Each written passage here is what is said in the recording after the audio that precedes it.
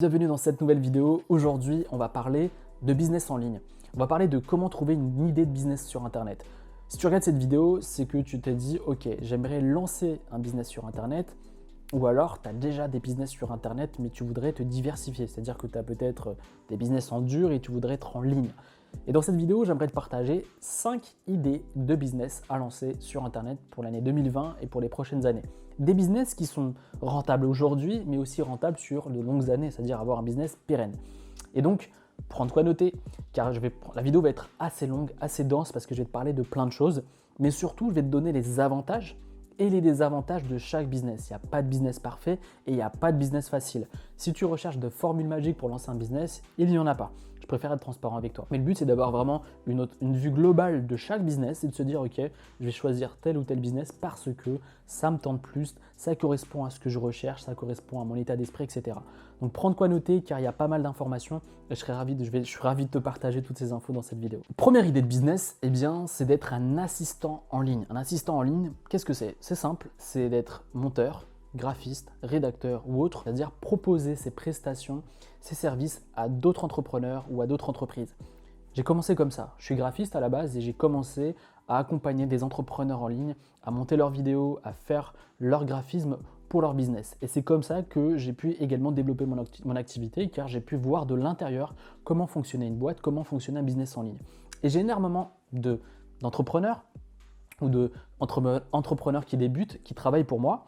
Et donc, ils développent leur activité à côté, mais financent leur business grâce à leurs prestations pour moi, c'est-à-dire les personnes qui font mon service client ou les monteurs vidéo. Et ça, c'est super intéressant et c'est hyper cool d'avoir des personnes qui travaillent pour moi et qui ensuite me disent « Voilà Adam, je ne veux plus travailler pour toi, mon activité tourne assez bien pour que je puisse me focaliser à 100% sur mon business en ligne. » Et c'est comme ça que j'ai commencé. Je te conseille, si aujourd'hui tu as la vingtaine, tu es étudiante ou étudiant et que tu veux développer un business en ligne, je pense que c'est bien pour commencer, tu as des compétences, tu es bon à l'orthographe, tu es bon en montage ou tu es bon en graphisme, fais ça, tu vas voir, tu vas gagner rapidement des clients et tu vas rapidement gagner de l'argent avec tes compétences.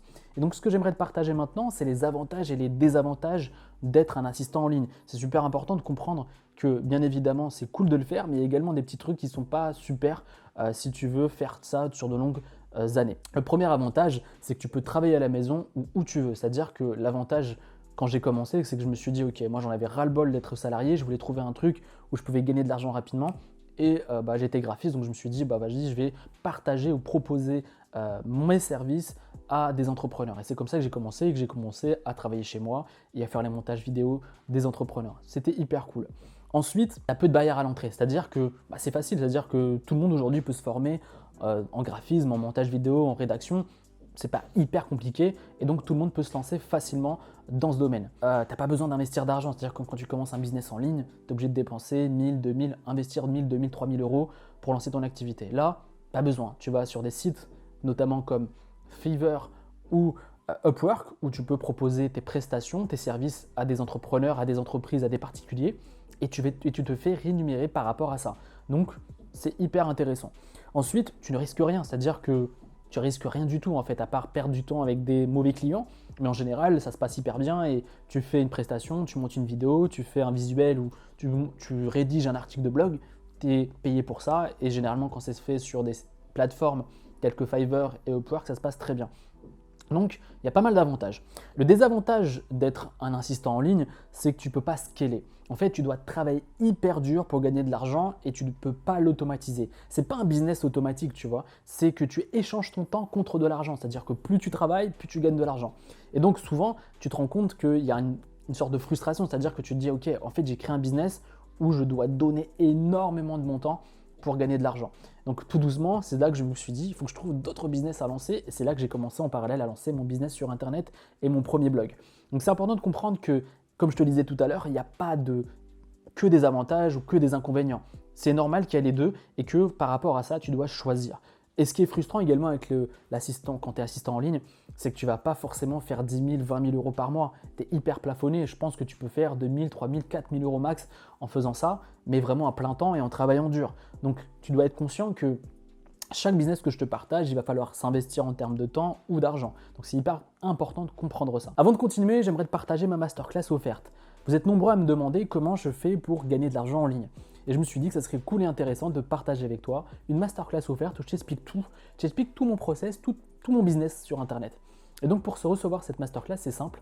Tu cliques juste ici ou dans la description et tu vas recevoir ma méthodologie pour développer une activité avec seulement 20 clients. Avec seulement 20 clients, j'ai pu développer une activité sur Internet. Et je sais que beaucoup de gens sont frustrés parce qu'ils peinent à développer leur activité, ils peinent à avoir des clients et ils croient qu'il faut forcément beaucoup de clients pour développer un business sur Internet, alors que c'est faux. Ils courent après l'audience alors que ce n'est pas la bonne stratégie. Ce qu'il te faut, c'est un système marketing qui soit adapté à tes besoins, mais surtout qui apporte de la valeur à tes clients. Et pour apporter de la valeur à tes clients, il ne faut pas que tu aies beaucoup de clients. Tout ça, je te l'explique dans la masterclass. En tout cas, si tu veux un business rentable qui te ramène minimum 6 chiffres par an avec seulement 20 clients, eh bien cette masterclass offerte et cette formation offerte est faite pour toi. Le lien est dans la description ou sur le petit i qui est juste en haut et je serai ravi de t'aider et je serai ravi de t'accompagner. Le deuxième business à lancer, il est simple, c'est faire du high ticket sale. Le high ticket sale, c'est vendre des prestations de services hyper chères. Si tu as une compétence sur un marché, si tu as une compétence bien définie, tu es photographe, entrepreneur, coach sportif, bref, tu as une compétence qui est recherchée, eh bien tu peux faire de l'accompagnement. C'est-à-dire que par exemple, tu es thérapeute, tu fais de la sophrologie par exemple pour aider les gens à se relaxer, à se détendre, eh bien tu peux facturer cette prestation hyper chère. Peut-être apprendre aux gens à être sophrologue, eh bien tu peux facturer cette prestation hyper chère. Tu es photographe et que tu veux faire passer quelqu'un d'amateur à professionnel, eh bien tu peux faire payer ça très très cher. Donc tu dois comprendre qu'aujourd'hui, il y a des gens qui sont prêts à payer très cher des gens pour développer leurs compétences et atteindre leurs objectifs. Donc c'est hyper intéressant de comprendre ça. Le truc, c'est qu'il y a pas mal de gens qui veulent se lancer dans le coaching haut de gamme. J'entends, voilà, je reçois des mails, je reçois des questions et je me dis, mais et ce qui est frustrant, c'est qu'il y a pas mal de gens qui viennent me voir qui me disent, voilà, j'ai pas vraiment des compétences, j'ai pas vraiment d'idées, mais je vais me lancer là-dessus. Ce que tu dois comprendre quand tu fais de l'accompagnement, en tout cas pour les personnes qui veulent acheter ce genre d'accompagnement, c'est qu'ils veulent des gens qui soient compétents, qui ont de l'expérience. 2, 3, 4, 5, 10 ans d'expérience pour être certains d'atteindre leurs objectifs. Vu qu'ils sont prêts à se faire accompagner par des gens, ils veulent avoir les meilleurs pour ça. Donc aujourd'hui, si tu n'as aucune compétence sur un marché, ça va être très difficile. Je préfère être transparent avec toi. Ensuite, cette idée de business de l'accompagnement et du coaching cher, c'est qu'il faut aimer l'humain. C'est-à-dire que quotidiennement, tu vas avoir affaire à des clients, à des personnes au téléphone, par Skype, etc. Il faut aimer ça. C'est-à-dire que moi, j'adore ça parce que voilà, j'aime bien aider les gens, j'aime bien les accompagner. Et je trouve que surtout, en faisant ça, c'est que tu as vraiment l'impression que tu changes la vie des gens. Avec les formations, tu peux le faire, mais tu ne peux pas faire que ça. C'est-à-dire que les gens ont besoin qu'on les suive, qu'on les accompagne et qu'on les guide vers leur objectif et qu'on les aide à atteindre leur objectif. Donc c'est hyper important de comprendre ça. Si tu as du mal avec les relations humaines, si tu n'aimes pas vraiment aider les gens, c'est peut-être pas la meilleure idée de business. Le premier avantage, ou en tout cas l'avantage que je trouve intéressant avec le coaching haut de gamme, c'est que tu peux facturer hyper cher.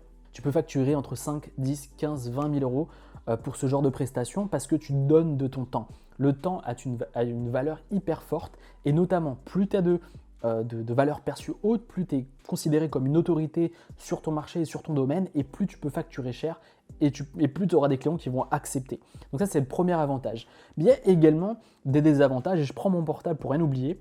Le premier désavantage, c'est que tu vends ton temps contre de l'argent et c'est hyper difficile de l'automatiser, de le déléguer. C'est-à-dire que tu dois être à un moment T, à un instant T, à un endroit pour accompagner la personne ou au téléphone ou par Skype et ça demande énormément d'énergie et énormément de temps. Par exemple, moi, parfois à 23h minuit, je réponds à mes clients, c'est-à-dire que je n'ai pas vraiment de limite parce qu'ils veulent travailler, ils veulent avancer et je trouve que ça serait abusé de ne pas répondre à leurs questions ou à leurs interrogations. Donc c'est vraiment un truc où ça te prend vraiment beaucoup de temps et tu ne peux pas le déléguer à quelqu'un qui n'a pas d'expertise, etc. Donc c'est hyper compliqué de l'automatiser et de le scaler. Ensuite, le deuxième désavantage, c'est que tu dois avoir une expertise et avoir de l'autorité. C'est-à-dire que si tu es un débutant total, tu ne peux pas arriver à faire du coaching haut de gamme. Peut-être que c'est possible, mais débourser 5 000 euros à un débutant, il faut vraiment être serein par rapport à ça. Les gens attendent un résultat. C'est-à-dire que tu ne peux pas arriver à faire du coaching, de l'accompagnement sans donner des résultats et sans que la personne ait des résultats. Si tu n'es pas certain de donner le résultat à la personne, ne la fais pas payer 5 000, 10 000, 15 000, 20 000 euros. Tu vois. Le truc, c'est vraiment que tu sois certain de te dire, ok, je lance un business d'accompagnement et je suis certain que la personne va avoir des résultats. Donc tu ne peux pas tricher et tu ne peux pas lui dire, voilà, je pense que je vais te donner, que tu vas pouvoir être un bon photographe ou que voilà, il faut être certain que tu peux apporter un vrai changement de vie à la personne. Troisième idée de business, c'est l'e-commerce. Aujourd'hui, c'est la façon la plus simple de développer une activité sur Internet et à développer un business en ligne. Je vais te donner un exemple très concret. Récemment, il y a eu le Black Friday et il s'est vendu plus de 1 milliard de produits sur la plateforme Shopify. Plus de 1 milliard. Donc aujourd'hui, il est possible de créer un business en e-commerce et de gagner de l'argent avec ça. Bien évidemment, si tu fais comme 90% des mecs à vendre des colliers pour chiens, effectivement, tu ne feras pas d'argent. Mais si tu es assez fut-fut, si tu es un entrepreneur, si tu ressens les choses, si tu vois ce que recherchent les gens, ce qu'ils veulent acheter, tu peux gagner de l'argent avec le business e-commerce. Et dès maintenant, je vais te partager les avantages et également les désavantages de faire de l'e-commerce. Ce qui est intéressant avec l'e-commerce, c'est que tu peux générer beaucoup de revenus avec ta boutique en ligne. Tu peux générer vraiment beaucoup de cash. Ensuite, ce qui est intéressant avec l'e-commerce, c'est que tu n'échanges pas ton temps contre de l'argent. Et ça, c'est intéressant de comprendre ça.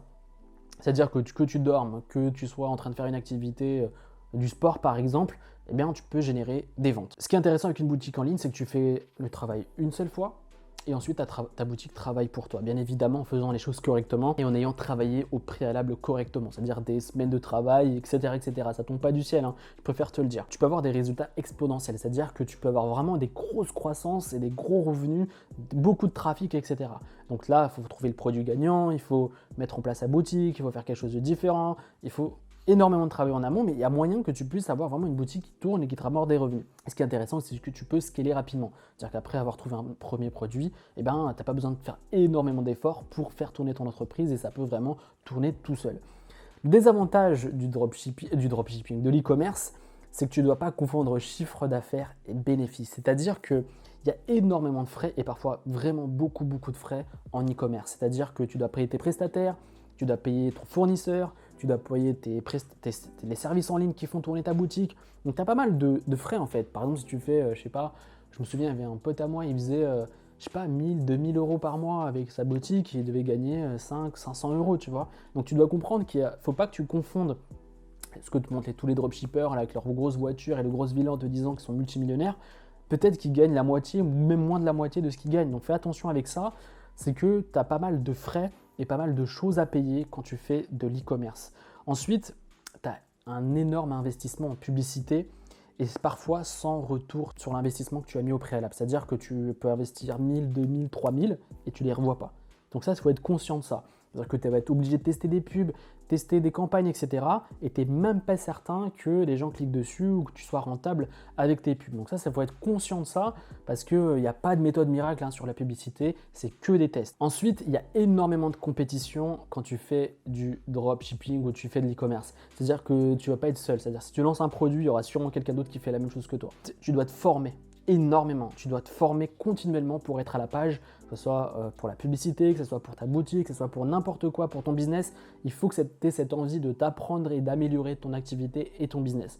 Donc c'est vraiment un gros investissement pour toi et ça passe par là en fait pour pouvoir réussir et développer son activité et être certain d'avoir une boutique qui tourne. Quatrième idée de business, créer une agence marketing, c'est-à-dire gérer le marketing de d'autres entreprises. C'est-à-dire tu peux aujourd'hui avoir des compétences peut-être en Facebook Ads, tu peux avoir des compétences en graphisme, en branding, en stratégie de contenu. Bref, être une agence de marketing. Tu peux commencer seul et parfois peut-être même avoir des employés. Mais bref, des mecs comme moi, tu prends des mecs comme moi qui recherchent une agence pour développer mon branding, pour développer mes publicités Instagram, etc., etc. Et donc, tu peux créer une agence comme ça. Et ça peut être une vraie entreprise, un vrai business. Moi, je connais des gens qui vont commencer seuls et ensuite, ils ont développé leur activité en embauchant des gens, en ayant des bureaux, etc., etc. Mais ça peut être une vraie idée de business. Aujourd'hui, tu as des compétences en publicité, tu as des compétences en marketing, tu as des compétences en emailing, tu as des compétences en vente, par exemple. Eh bien, tu peux créer une agence autour de ça. C'est-à-dire que tu peux commencer seul, tu dis voilà, j'aimerais vous accompagner à développer votre activité, à développer votre business. Et c'est pas vraiment de l'accompagnement, tu vois, parce que tu peux avoir plusieurs clients et ça peut être anecdotique. Voilà, tu crées, je sais pas, pendant un mois, tu mets une stratégie en ligne, tu dis voilà, tu mets ça en place et tu vas pouvoir avoir une publicité qui fonctionne. Tu mets ça en place et tu vas avoir plus de taux d'ouverture sur tes emails, par exemple. Bref, avoir une sorte de consultant qui va pouvoir accompagner plusieurs entrepreneurs pour développer leur activité et ensuite créer une agence autour de ça. L'avantage de créer une agence de marketing ou une agence de médias sociaux ou une agence de vente, c'est que tu vas pouvoir facturer cher. C'est-à-dire que tu vas proposer tes services à une entreprise et tu vas pouvoir facturer très cher, 10 000, 15 000, 20 000, 30 000 euros pour pouvoir gérer le marketing, gérer les réseaux sociaux ou même gérer les publicités de ces entreprises. Ce qui est intéressant également, c'est que tu n'échanges pas ton temps contre de l'argent. C'est-à-dire que ça peut être toi, mais tu peux également déléguer cette partie-là. Donc toi, tu vas chercher des clients et tu vas trouver des prestats ou des employés qui vont faire ce taf à ta place. Ça peut être possible en créant vraiment toute une structure autour de ça et créer toute une entreprise autour de ça. Les désavantages, il y en a pas mal en faisant ta propre agence marketing. C'est que et également, en faisant ta propre agence marketing, tu peux avoir des désavantages. Le premier, c'est que tu dois avoir des bonnes notions en marketing, en vente, en réseaux sociaux. C'est-à-dire que tu ne peux pas aller voir des entreprises et leur dire, voilà, je sais pas, tu vois une entreprise, une boulangerie, je dis n'importe quoi, qui veut se développer en ligne. Eh bien, tu dois avoir une compétence, tu dois savoir de quoi tu parles et ça passe par continuellement être à la page et tu ne peux pas commencer de zéro. C'est important d'avoir déjà des compétences au préalable, 2 ans, 3 ans, 4 ans d'expérience pour pouvoir proposer ces prestations. Ensuite, tu peux avoir beaucoup de stress, c'est-à-dire que tu as le stress et l'exigence de délivrer la promesse, c'est-à-dire que tu as promis à cette boulangerie de gérer ses réseaux sociaux, qu'elle pouvait développer sa base de clients grâce à Instagram par exemple et que tu pouvais l'accompagner à avoir 10 000 abonnés. Et si tu arrivais juste à avoir 1000 abonnés, eh bien, tu n'auras pas tenu ta promesse tout simplement. Donc c'est important vraiment de comprendre que ça peut être vraiment un métier hyper stressant et donc tu dois vraiment être certain que chaque fois que tu signes un deal avec une entreprise, que tu sois certain que tu vas pouvoir délivrer ta promesse. Ensuite, tu dois toujours apprendre de nouvelles compétences et tu dois être toujours à la page. Et ça, c'est hyper dur en fait, parce que tu as des motivations parfois qui sont hautes et parfois basses. Et donc, c'est important de comprendre que tu dois être toujours à la page et d'être toujours à la page, ça soit en termes en vente, en marketing, en réseaux sociaux. Bref, ça doit être ton métier, ça doit être ta passion et donc vraiment continuellement apprendre des choses pour pouvoir proposer et être mieux que tes concurrents tout simplement, tu vois. Donc c'est important de comprendre que c'est un métier que tu crées un business et que c'est pas juste un hobby. Donc là, ce que je suis en train de te partager, les business que je te partage à part le premier, c'est vraiment des activités qui peuvent te rapporter beaucoup d'argent, mais qui te demandent de l'investissement en temps et de l'investissement en argent. Et le dernier business, et j'en ai jamais parlé et je trouve qu'il est intéressant, c'est le publishing business. Le publishing business, c'est quoi? C'est vendre des e-books et vendre des audiobooks en ligne. Il y a plusieurs plateformes qui vont te permettre de faire ça et qui est très intéressant parce que je pense qu'aujourd'hui, c'est un des business qui marche le mieux en ligne et c'est ce qui m'a rapporté plus de 100 000, 250 000 euros en ligne grâce à ça. Et donc, je vais te partager tout de suite comment faire ça. Il y a trois plateformes pour faire ça. Il y a Kindle eBook, CreateSpace qui a été racheté je crois par Amazon et Audiobook. Ces trois plateformes vont te permettre de pouvoir vendre tes produits et vendre des livres numériques et des audios numériques. Le but est de créer un audio ou un e-book pour accompagner une audience type à changer de vie. C'est-à-dire que voilà, moi je suis dans le stress par exemple, dans l'accompagnement pour gérer son stress, pour être plus serein et plus sereine dans sa vie et j'ai créé des e-books que j'ai pu vendre sur mon site, mais également sur d'autres plateformes, et ça m'a permis de gagner de l'argent grâce à ça. Et je pense qu'aujourd'hui, il y a pas mal de gens qui ne souhaitent pas s'exposer, qui ne veulent pas créer de contenu, mais gagner leur vie en ligne. Eh bien, si aujourd'hui tu es thérapeute par exemple, et que tu accompagnes des gens à se détendre grâce au son de ta voix, grâce à la sophrologie ou grâce à la méditation, eh bien, tu peux créer des audiobooks que tu peux vendre en ligne. Et ce qui est intéressant, c'est que tu peux le vendre par email, grâce à tes propres emails, mais également les vendre en ligne sur d'autres plateformes. Donc ça, c'est vraiment intéressant de comprendre que c'est un business qui n'est pas très répandu, mais qui marche hyper bien. Et ce que tu peux faire, c'est créer plusieurs produits dans l'année pour pouvoir générer plusieurs ventes et avoir plein de produits qui te ramènent de l'argent. Et donc, c'est très facile de pouvoir générer 2, 3, 4 000 euros par mois avec ce genre de produits parce que, par exemple, tu peux les traduire en anglais. Tu vois, tu demandes à quelqu'un qui le fasse pour toi, tu traduis ton e-book en anglais et tu le mets sur le Kindle Publishing de Amazon en anglais et tu pourras te toucher le marché mondial. Tu peux faire également la même chose avec ton audiobook, tu le fais en français et tu payes quelqu'un qui va le faire en anglais, tout simplement. Et là, je trouve que c'est intéressant, tu vois. Ne pas se focaliser que sur le marché français, mais essayer de s'ouvrir à d'autres marchés. Et vu que l'anglais est aujourd'hui la langue la plus répandue, tu seras certain de faire des ventes et beaucoup plus de ventes que si tu étais cantonné qu'au marché français. Les avantages, il y en a plein de faire du publishing business, c'est que tu peux travailler à la maison où tu veux. C'est vraiment un business où tu peux être libre géographiquement. Également, comme je te disais tout à l'heure, il y a peu de barrières à l'entrée, c'est-à-dire qu'aujourd'hui, il n'y a pas beaucoup de gens qui se sont lancés dans ce genre de business parce qu'ils n'ont pas les stratégies, parce qu'ils ne savent pas comment faire. Et donc, ça peut être une opportunité pour toi pour te lancer. C'est pour ça que je l'ai mis à la fin et pour les personnes qui ont suivi la vidéo, ils ont accès à ce genre d'idée de business qui n'est pas répandu en France. Également, tu n'as pas besoin d'investir beaucoup d'argent, voire très très peu d'argent. C'est-à-dire qu'à part payer un prestataire pour faire l'audio ou payer un prestataire pour faire le contenu de ton e-book, à part ça, il n'y a pas grand-chose. Franchement, tu risques rien du tout. À part tester et le mettre en ligne et gagner de l'argent, je ne vois pas ce que tu peux risquer. Ce qui est intéressant également avec ça, c'est que tu n'as pas de stock ou de logistique, contrairement à l'e-commerce. Tu as peu de risques financiers. Tu ne risques pas de perdre ta maison, tu ne risques pas de perdre des milliers ou des centaines de milliers d'euros avec ce genre de business. Et ce qui est intéressant, c'est qu'il y a peu ou pas de compétition en France. C'est ça qui est intéressant, c'est-à-dire qu'aujourd'hui, c'est une idée de business qui n'est pas répandue. Donc forcément, tu peux te faire une place rapidement et surtout toucher le marché mondial plus facilement. Le désavantage, si je peux appeler ça un désavantage, c'est qu'il faut être patient. Ça demande de la patience, du travail et de bien faire les choses. De toute façon, dans cette chaîne YouTube, je vais te faire d'autres vidéos sur le sujet et je t'expliquerai comment mettre ce business en ligne en place. Il faut un minimum d'expertise. Tu ne peux pas arriver sur un marché sans expertise et de zéro. Il faut que tu apprennes des choses et que tu apprennes des compétences tout simplement sur un marché. Moi, personnellement, je n'étais pas expert en santé mentale et j'ai appris des choses, que ce soit avec des bouquins, des formations, et aujourd'hui, je suis devenu expert sur le sujet. Toute chose s'apprend, donc à toi de te mettre au travail et apprendre des choses. Et ce que je te conseille de faire, et c'est un désavantage, c'est qu'il faut créer entre 3 à 5 produits dans l'année, que ce soit un livre ou un e-book, pour pouvoir être rentable et gagner de l'argent. Donc c'est important de comprendre que tous les business que je vais te partager fonctionnent. J'ai une petite préférence pour le publishing business parce que pour moi c'est le plus simple et le plus rapide pour générer de l'argent, mais bien évidemment ça demande du travail et de la patience pour générer du cash et développer son activité. J'espère de tout cœur que j'ai pu t'aider et t'aiguiller ou en tout cas te donner des idées de business. En tout cas, c'est les business qui marchent le mieux de mon point de vue pour lancer une activité sur Internet. Choisis celle qui te plaît, choisis celle où tu te vois travailler dur là-dessus pendant de longues années, c'est hyper important. Et j'espère vraiment que je vais pouvoir en tout cas te motiver et te donner l'envie de te lancer en ligne dès les prochaines semaines. Ou si tu t'es déjà lancé, j'espère vraiment que tu vas pouvoir réussir. Juste avant de finir cette vidéo, n'hésite pas à liker la vidéo, c'est important pour moi parce que ça va me permettre de faire découvrir ma chaîne YouTube à d'autres personnes. Et n'hésite pas également à laisser un commentaire dans la description pour poser des questions et pour pouvoir interagir avec toi. Je serais ravi de t'aider et t'accompagner. Mais juste avant de finir, ce que j'aimerais te partager, c'est ma masterclass offerte où je t'explique comment j'ai pu développer une activité en ligne avec seulement 20 clients. Avec seulement 20 clients, j'ai pu développer un business sur Internet. Je serais ravi de t'expliquer comment j'ai fait.